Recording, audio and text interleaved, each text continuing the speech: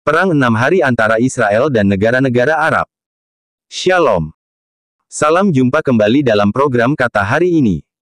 Pada video kali ini, saya akan membahas secara singkat, padat dan jelas mengenai Perang 6 hari antara negara Israel melawan negara-negara Arab. Mulai dari awal mula pemicu perang ini, jalannya perang hingga hasil dan dampak dari perang tersebut. Jika teman-teman diberkati, jangan lupa untuk like, subscribe dan share video ini agar menambah pengetahuan kita. Mari kita mulai. Perang 6 hari, yang berlangsung pada tanggal 5 sampai tanggal 10 Juni tahun 1967 adalah konflik militer singkat, namun sangat signifikan di Timur Tengah, yang melibatkan negara Israel di satu sisi, dan koalisi negara-negara Arab terutama Mesir, Suriah, dan Yordania.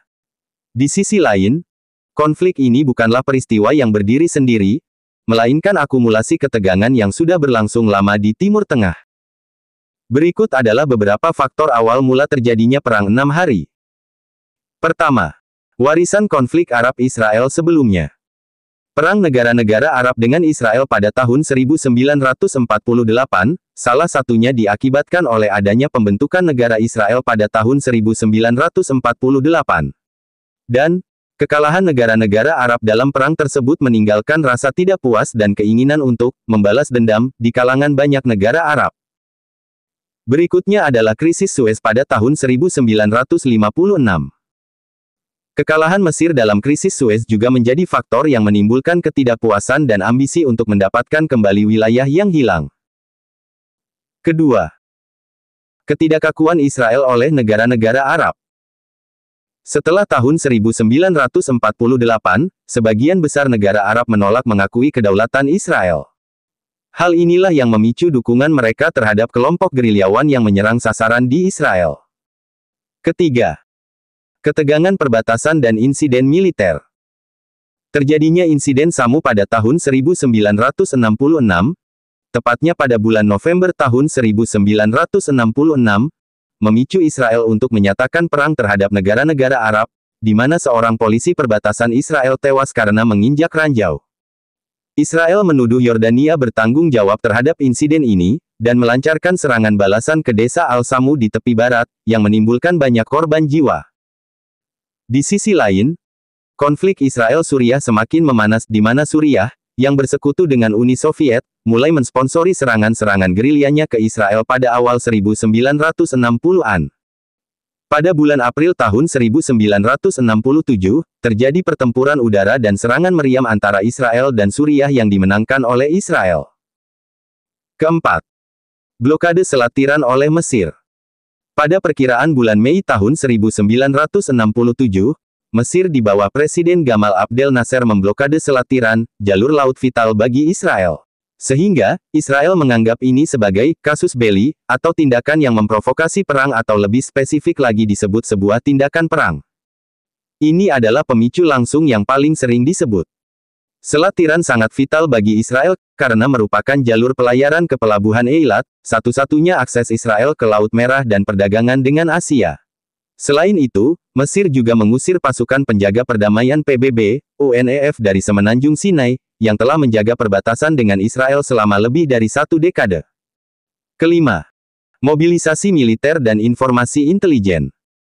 Mesir mengerahkan pasukannya ke Semenanjung Sinai, dan pada saat yang sama, ada laporan intelijen yang kemudian diketahui palsu, diduga disebarkan oleh Uni Soviet yang menyatakan bahwa Israel sedang mengerahkan pasukan besar-besaran di sepanjang perbatasan Suriah.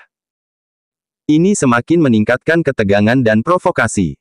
Belum lagi, Yordania dan Irak kemudian bergabung dalam Fakta Pertahanan bersama dengan Mesir, dan menempatkan pasukan mereka di bawah komando Mesir. Keenam, keinginan Israel untuk serangan pencegahan atau yang biasa dikenal dengan preemptive strike.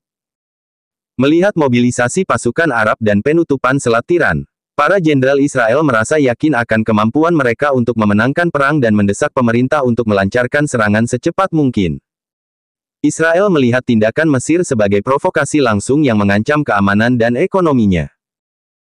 Awal pecahnya perang. Pada tanggal 5 Juni tahun 1967, Israel melancarkan Operasi Fokus. Sebuah serangan udara mendadak berskala besar terhadap pangkalan-pangkalan udara Mesir. Serangan ini melumpuhkan sebagian besar angkatan udara Mesir dalam hitungan jam dan memberikan keunggulan udara yang signifikan bagi Israel. Tanpa perlindungan udara, pasukan darat Mesir menjadi rentan, dan hal ini secara efektif memulai Perang 6 Hari. Bagaimana jalannya Perang 6 Hari ini?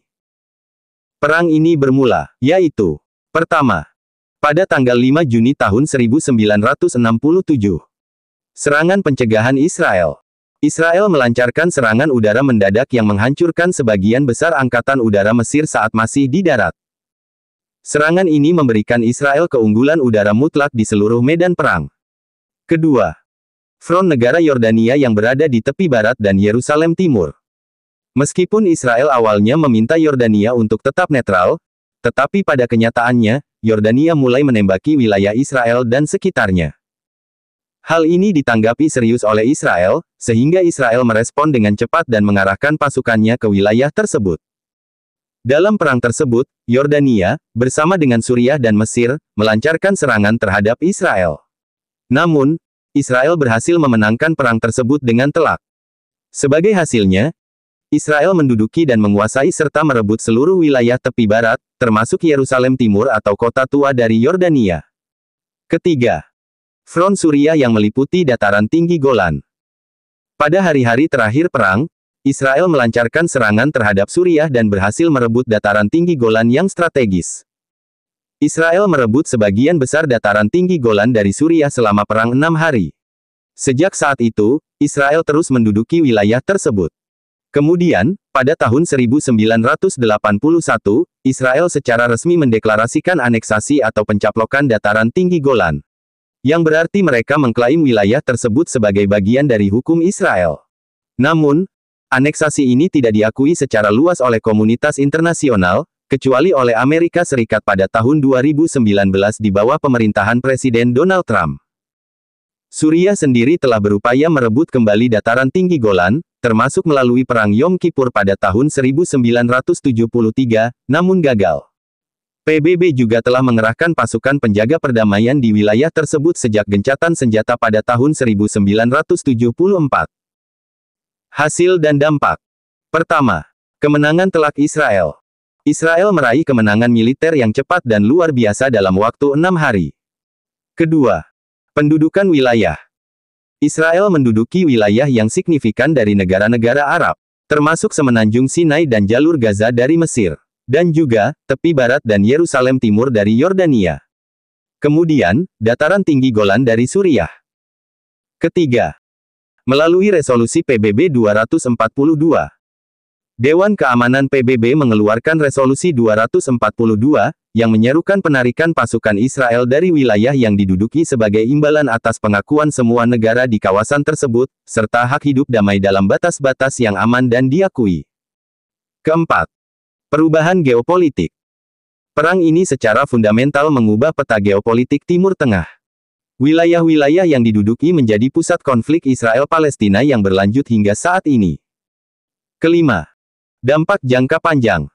Meskipun singkat, Perang 6 Hari memiliki konsekuensi jangka panjang dan mendalam, termasuk munculnya isu-isu pengungsi Palestina, pembangunan permukiman Israel di wilayah pendudukan, dan upaya berkelanjutan untuk mencapai perdamaian di kawasan. Singkatnya, Perang 6 Hari adalah konflik yang singkat namun sangat transformatif, mengubah dinamika kekuatan di Timur Tengah dan membentuk landasan bagi sebagian besar konflik dan perundingan perdamaian di kemudian hari. Kesimpulannya adalah, Israel memenangkan perang tersebut. Ingat, jika kita melihat sejarah dari bangsa Israel, kita dapati bahwa Israel adalah umat perjanjian Allah, tentu saja Tuhan menyertai bangsa tersebut. Jadi, jangan mengutuk bangsa Israel, tetapi kita terus mendoakan agar terjadi kedamaian di muka bumi ini. Tuhan Yesus memberkati.